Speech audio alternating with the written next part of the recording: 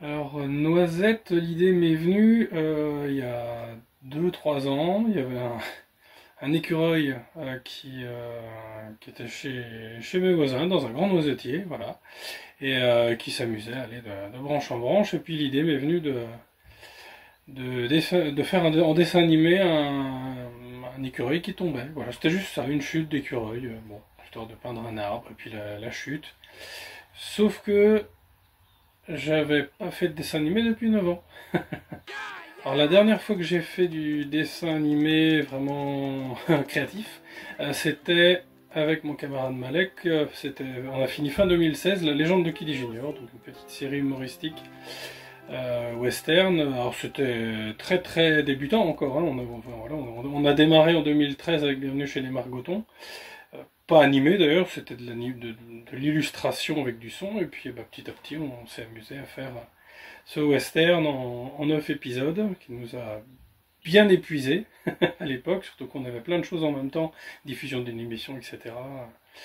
Et voilà, et puis ensuite, une fois qu'on avait fini Kiddy, j'avais l'idée de peut-être faire un court métrage, mais quelque chose d'assez long, un quart d'heure, qui se passait à Argentomagus. Donc l'idée c'était de plus le faire bénévolement, mais quand même avec un petit financement, histoire de pas s'épuiser pour rien. Voilà, quand même, voilà, faire quelque chose de solide. Bon, malheureusement, j'ai pas trouvé du tout les financements. Donc, vu que cette fois, bon, téméraire mais pas courageux, j'avais compris que faire du dessin animé tout seul ou même à deux, c'est vraiment éreintant. J'ai jamais, de tous les arts que j'ai pu pratiquer, c'est vraiment le plus prise de tête et le plus épuisant. Donc je me suis dit, bah j'arrête. Donc effectivement, j'ai arrêté, je me suis mis à faire des tableaux. À cette époque-là, je me suis mis à mon compte et tout, donc des tableaux, des portraits, des objets peints, etc. Et puis c'est au moment où Cultura est venu me chercher pour donner des cours de dessin animé, voilà. J'ai trouvé l'idée un petit peu originale. J'ai pas de formation, je fais que du dessin animé tradi, donc sur cellulo, etc. Des choses qui se font plus depuis 30 ans, donc bon, l'idée de transmettre, pourquoi pas, donc on a commencé comme ça, et puis de fil en aiguille, il y a eu de plus en plus d'élèves, ça s'est bien passé, et puis des élèves de plus en plus motivés, et puis donc à force de les voir faire quand même, il y a 2 ans, là, voilà, ça m'a un petit peu titillé, je dis quand même, ça serait bien que je m'y remette, mais quand même je me rendais compte du travail colossal que ça allait demander, et donc bon, j'avais quand même une petite résistance à l'idée de m'y remettre, et surtout que je voulais bon, quand même faire une meilleure qualité que sur Kili au niveau de l'animation. Bon, j'ai mis le temps à me décider, et puis j'étais à fond dans les peintures, les expositions, etc. Et puis cette année, il se trouve que 2025, j'avais une exposition de peinture programmée pour le printemps, une grosse expo avec une 60aine de toiles et tout, et donc en général, quand on fait des toiles, on aime bien exposer les nouveautés aussi, donc je me suis dit, il faut que j'arrête la liste à un moment donné. Et donc en janvier, je me suis tâté, je me suis dit, en plus là, je voyais que l'année dernière, j'ai beaucoup peint, beaucoup produit, et je commençais à tourner un petit peu en rond, à me dire, bon, je progresse plus, et puis ce que je fais les dernières me plaisait un peu moins. Donc, je me suis dit, il faut que je fasse une coupure, et puis voilà, donc du coup, bah, c'était le moment. C'était le bon moment pour se lancer dans ce projet de dessin animé, donc j'ai pondu le scénario, voilà, comme ça, petit à petit.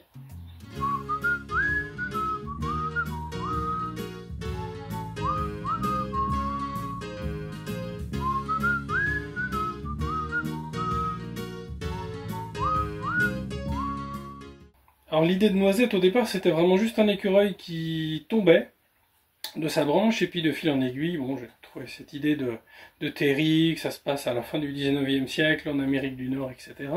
Bon, très influencé ces derniers temps par lecture de Jane Eyre, par exemple, de Charlotte Brontë, que j'ai vraiment adoré. Et puis Anne Opinion Vert aussi, j'ai tellement aimé la série d'ailleurs de la Nippon Animation, que j'ai découvert là il y a quelques années, dirigé par Takahata quand même, que j'ai acheté le roman et tout de Lucy Montgomery. Enfin, ça m'a vraiment beaucoup plu, donc j'étais à fond dans cet univers là, fin 19e, et donc c'était l'idée de faire ça en dessin animé, ça me plaisait bien. Voilà. Donc il y a eu ensuite donc Terry Carlton, dont on voyait l'intérieur de la chambre et qui découvrait ce petit écureuil. Et puis on entendait la maman en voix off depuis le rez-de-chaussée. On n'était pas censé la voir au départ. Et puis donc j'ai rechangé des choses en cours de route. J'ai lancé la production, donc j'ai tout élaboré en janvier. J'ai lancé la production, je crois mi-février, quelque chose comme ça. Et puis j'ai rechangé la scène de départ qui est sur le tout premier storyboard. En fait, on devait déjà être dans l'arbre en vue plongeante, puis c'était pas très bien. Voilà, je trouvais que ça plaçait pas vraiment l'histoire ni dans une époque ni au niveau du lieu. Donc ensuite je me suis dit on va montrer quand même une maison avec le petit papillon là qui s'envole. Et puis pour vraiment mieux resituer en fait, puis la scène est toujours un petit peu courte. J'ai recalé la caméra encore, donc d'où ce petit travelling, et puis on voit donc cette charrette voilà, qui passe. Et là comme ça on sait tout de suite où et quand on est. Et puis c'est pareil, donc la maman, on devait pas la voir non plus, on devait juste l'entendre en off, et puis pareil, la scène de Terry qui entend sa maman qui ferme son livre, enfin tout ça aurait été un petit peu longuet. Donc bon, on a vu une pièce en plus, puis on a vu une personne en plus, qui est la maman de Terry, donc Adelia Carlton. Et voilà, donc l'histoire s'est faite petit à petit.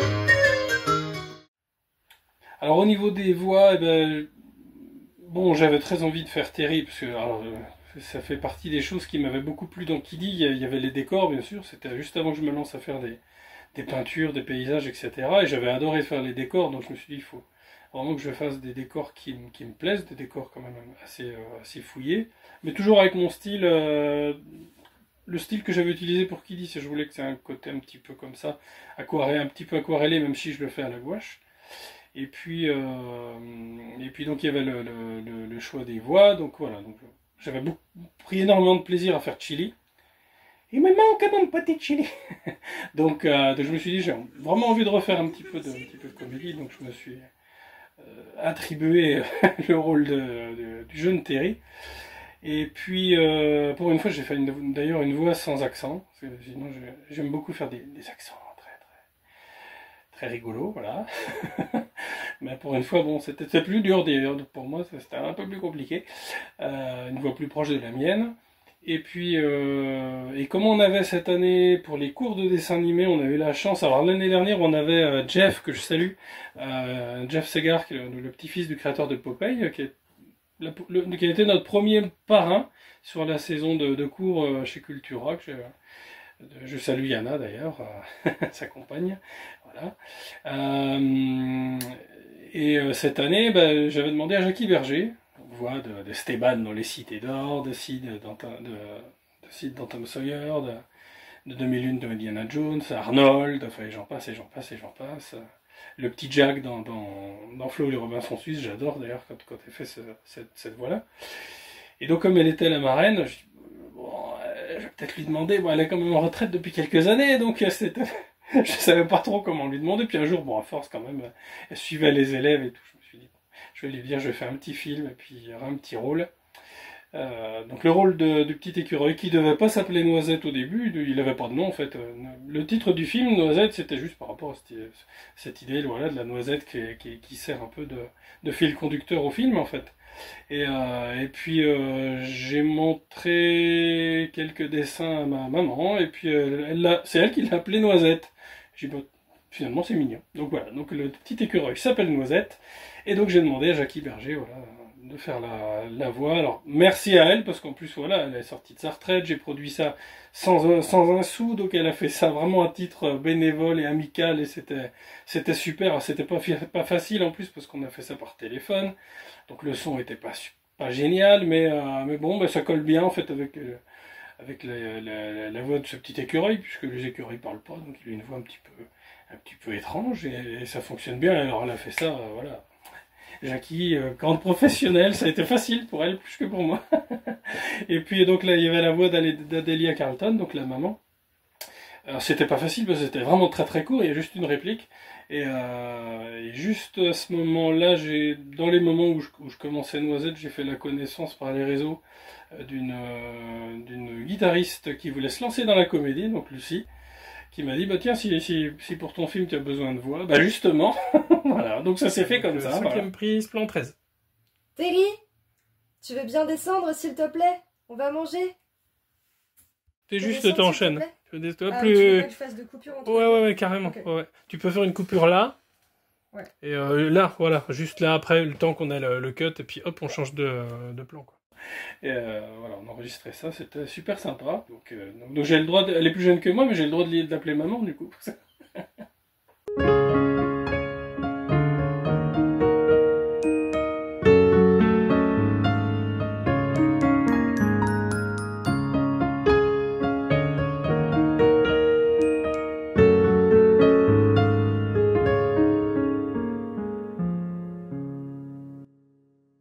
Alors le choix de la technique, il a été rapide, puisque de toute façon, je ne sais pas faire de 3D, je ne sais pas faire de 2D numérique, et j'ai aucune envie d'apprendre, parce qu'en fait, c'est pas mon truc.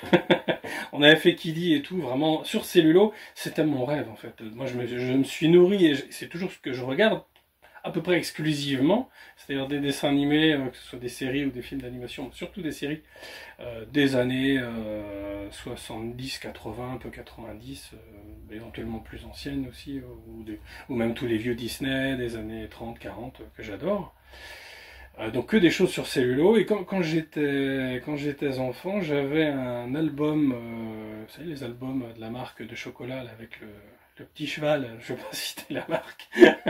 Et voilà. Et à l'époque, il y avait des images à collectionner. Et il y a deux albums qui m'avaient complètement fasciné, marqué. Il y avait alors c'était Gérard Boutet qui avait fait l'album sur les civilisations précolombiennes. Alors on était au milieu des années 80, j'étais complètement à fond, je suis toujours, hein, dans les mystérieuses cités d'or et tout. Donc évidemment, cet album m'avait fasciné. Et puis il y avait un album sur Walt Disney, dirigé, je crois, par Pierre Tchernia, enfin dirigé, ou voilà, en tout cas il avait fait en tout cas l'entête de l'album. Et on voyait des images des films, bien sûr, et puis on voyait, c'est la première fois que j'en avais vu, parce qu'il n'y avait pas Internet à l'époque, hein, puis on n'avait pas tous les VHS où il y avait ensuite les making-of et tout. Alors on n'avait pas ça, hein. Il n'y a pas de magnétoscope, donc c'était la première fois que je voyais en train de se faire, en plus sur peut-être le plus beau visuellement, La Belle au bois dormant. On voyait des gouacheuses au travail en train de gouacher un cellulo. C'était incroyable. Et alors les cellulos, c'est un truc qui m'a toujours fasciné, quoi, ce dessin sur papier transparent. Et donc c'était mon rêve de pouvoir en faire. Et quand on a fait les margotons, j'avais même pas le matériel, je savais même pas que l'acrylique existait. Moi j'étais complètement dans mon univers de. Donc voilà, faisais ça à la gouache, ça tenait pas. Et puis j'ai découvert l'acrylique, et puis les papiers transparents. Et enfin j'ai pu faire du cellulo. Voilà, ça c'était mon rêve. Alors c'est vrai que c'est un petit peu long à faire, hein, quand on a 300, plus de 300, ouais, plus de 350 cellulos, je crois, là, pour une noisette à faire en quelques mois. Bon, c'est un petit peu lourd, mais c'est tellement agréable à voir. Et puis le moment où on pose le cellulo comme ça sur le décor avant de le bon titrer, ça c'est magique. C'est magique. Donc voilà, donc c'était vraiment l'idée de le faire en tradi, alors avec le matériel qui est le mien, c'est-à-dire un ordi familial, un bon titre bricolé, maison, voilà. Mais bon, voilà, c'est le plaisir de faire aussi, hein, de créer. Je crois que je suis pas quelqu'un qui, quand j'étais gamin, je voulais faire de la dessinateur de BD, et puis la conseillère d'orientation me dit, bah bon, donc tu vas à Angoulême tous les ans, tu lis quoi comme bande dessinée? j'ai jamais mis les pieds à Angoulême, je prends un grand voyageur, moi, hein,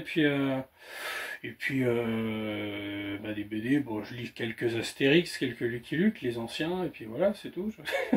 Même les peintures, je suis peintre, mais je veux pratiquement jamais voir d'expo dans les galeries. Mon truc, je suis pas un consommateur d'art, bon, à part les dessins animés, mais mon truc, c'est vraiment de créer, quoi. J'ai besoin de créer tout le temps. Et même quand je regarde un dessin animé, je peux pas m'empêcher de me dire, tiens, là, peut-être ce personnage-là, je pourrais. Si je fais des customisations de Playmobil aussi, j'adore ça avec de la pâte et tout. Puis on recrée les personnages, la peinture et tout. J'adore ça. Et puis quand j'étais gamin, quand j'étais ado, j'ai découvert le Japon. J'étais passionné par le Japon et en fait, une fois que j'y suis allé, ça m'a un peu cassé le rêve. J'y suis allé très tard, j'avais 30 ans, hein, alors que je me suis passionné, j'avais 13 ans.